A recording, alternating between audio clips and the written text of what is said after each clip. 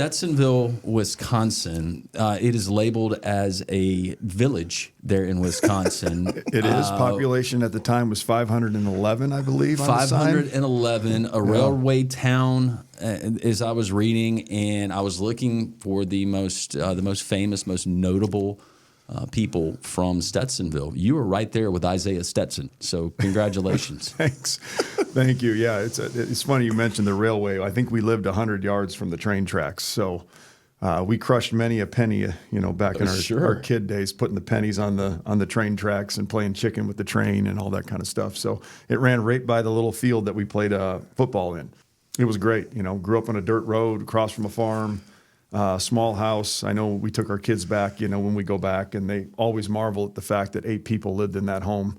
Wow. House was built, I think, in like 1919 or something, right after World War I, and it had a hand-dug well in the basement. So literally, you opened up the plywood and looked down in the big hole, and there was the water like 30 feet down. Now, looking back on it, it's no wonder why it didn't taste very good.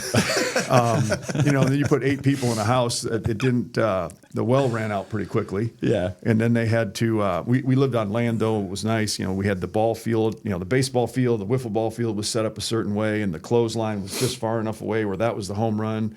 And then we had a long part that was the football field, and then we had our fort over here that was a little old shed.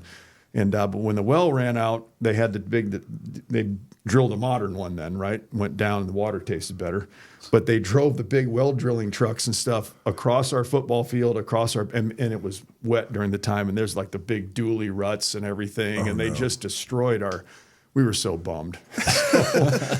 They still use the well for like water in the garden and things like that. My parents are still pretty old school, but it was a great way to grow up. You didn't know any better. Right. You look back on it, and you got kicked out of the house, and you were like able to come back for lunch, and then you got kicked out again, and then they would holler at you for dinner. But we'd be miles away in the woods or on bikes or whatever, and it just, growing up that way really doesn't exist much anymore. So I really enjoyed it.